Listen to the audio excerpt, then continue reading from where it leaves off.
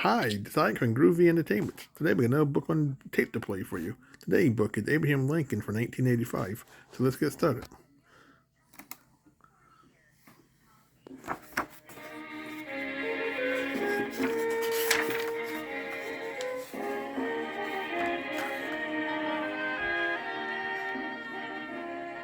Abraham Lincoln. Abraham Lincoln, the 16th President of the United States, rose from humble beginnings to the nation's highest office. He was always straightforward, wise, and compassionate. Though he had little formal schooling, he became a well-educated man and an eloquent speaker. His strong will and great determination helped preserve the Union during the long and bitter Civil War. The second child of Tom and Nancy Lincoln, Abraham Lincoln was born in the Kentucky Territory on February 12, 1809. Sinking Springs Farm was Abraham's home for the first 2 years of his life. Then his family moved to Knob Creek, about 10 miles away. In the 5 years the Lincolns lived there, Abe learned to farm, fish, read, and write. He had less than 1 year of schooling. Part of it was at Zachariah Riney's one-room schoolhouse, a couple of miles from the Knob Creek farm. It didn't take long for the bright young boy to learn writing, reading, and basic arithmetic. When Abe was 7 years old, the Lincolns moved across the Ohio River into Indiana. They settled at Pigeon Creek on 160 acres of uncleared land. It was a rough, harsh life. In later years, when Lincoln was running for political office, his political enemies mocked him because of his humble beginnings. They meant to insult him. But Lincoln responded with laughter and with pride in his background. He was proud of having helped his father build a house and make furniture. He was proud of having earned money by splitting rails as a young man. He believed in honest, hard labor. And he believed that most Americans would respect him for it. In the fall of 1818, when Abe was 9 years old, his mother died. It was a crushing blow to the boy, to his 11-year-old sister Sarah, and to the children's father. For a year, the cabin on Pigeon Creek was a sad and lonely place. Then Mr. Lincoln remarried. The new Mrs. Lincoln, Sarah Johnston, believed that young Abraham was going to be a great man someday. She insisted that he be educated. And so, whenever the school near Pigeon Creek was open, she encouraged Abe to go. As a teenager, Abe Lincoln read every book he could get his hands on. Once he walked 20 miles to borrow a book. Another time, a book he borrowed was damaged by rain. To pay for the damage, Abe worked 3 days for the farmer who owned the book. Abe had a strong sense of responsibility and honesty. During his teen years, Lincoln developed a great talent for public speaking. He often walked down the road to James Gentry's village store. Neighborhood people often gathered there to tell stories and to exchange gossip. This was the chief form of entertainment in rural areas at that time. Abe, who had been shy as a child, blossomed at storytelling in Gentry's store. He was soon considered one of the best talkers in the area. In 1830, when Abe was 21, the Lincolns moved again and settled in Illinois. Abe stayed with his family for a year. This was long enough to help build a cabin, plant the first year's crop, and split rails for fencing. The next year, he took off on his own for the first time. He worked on a flatboat going to New Orleans. When Abe returned to Illinois, he went to work as a clerk in a general store. The store was in New Salem, Illinois, which was to be Lincoln's home for the next 6 years. During that time, he served for 3 months in the Illinois militia, where he was elected captain by his fellow militiamen. Many years later, he said that being chosen captain gave him greater pleasure than any other honor or distinction bestowed upon him. Shortly after serving in the militia, Abe ran for the Illinois legislature, but was defeated. Then he ran a general store for a few months, but the store did not do well. The following year, he was appointed New Salem's postmaster. And the year after that, in 1834, Lincoln was successful in his bid for election to the Illinois state legislature. He served for 8 years, 4 two-year terms, as a member of the legislature. At the same time, he ran a general store, but he wasn't a very good businessman, and again, the store did not do well. While serving in the state legislature, Lincoln studied law.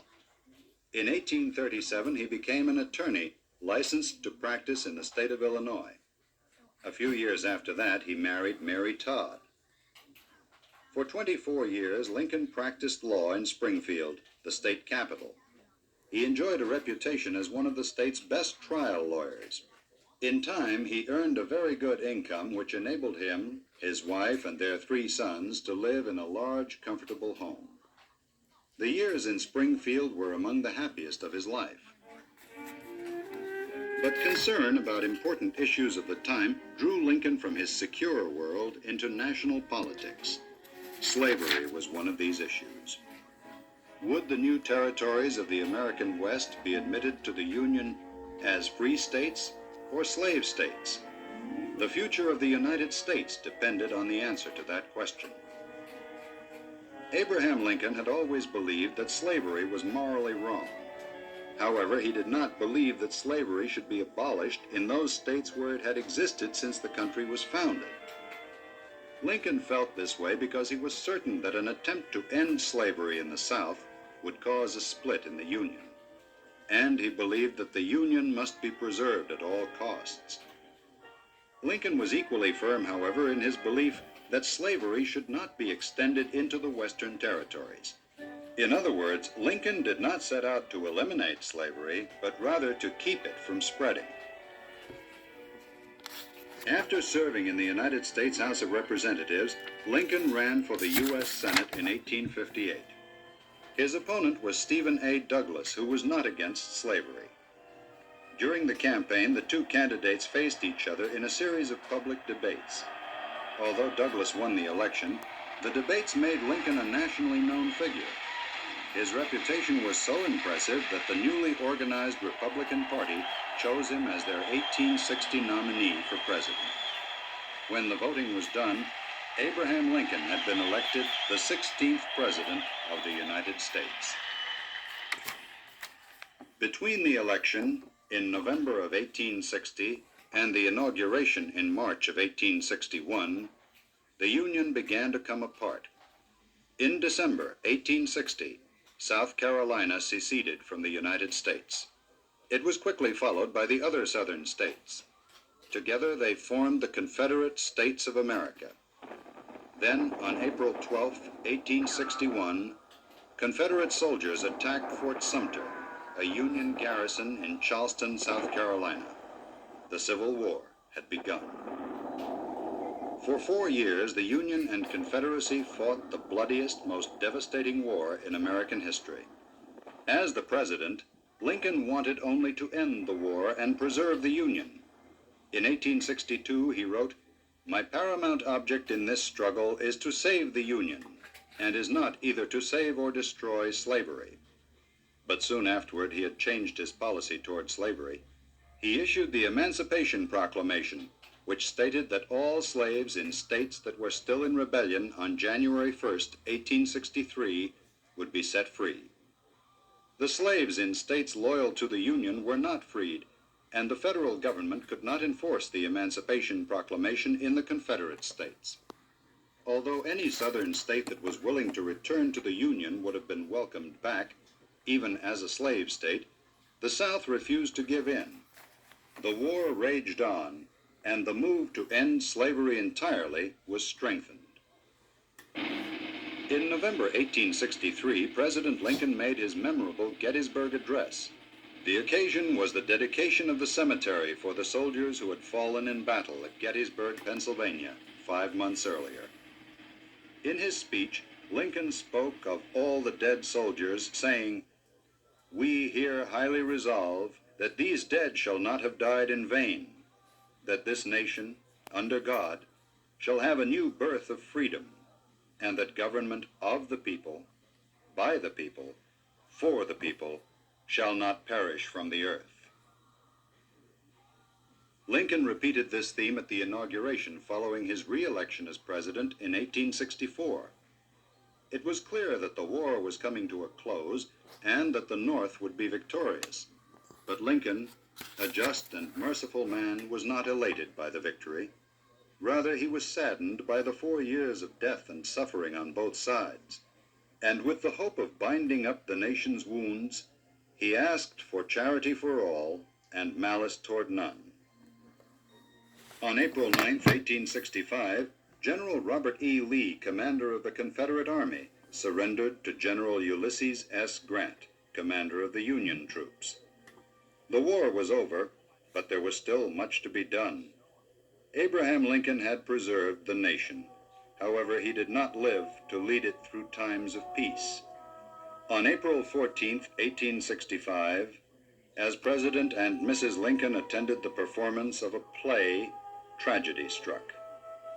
As the Lincolns sat in the presidential box at Ford's Theater in Washington, D.C., a shot echoed through the theater. John Wilkes Booth, an actor who sympathized with the Southern cause, had shot Lincoln in the head. The president was carried to a house across the street where he died the next morning. The whole nation was in shock. Abraham Lincoln, the man of the people, would be deeply missed by his fellow Americans in the days to come. But his goodness, honesty, and compassion would be remembered forever.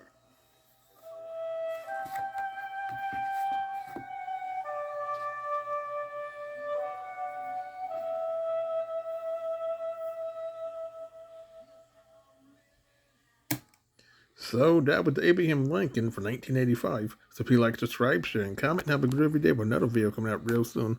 And our next video will be The Wooden Horse.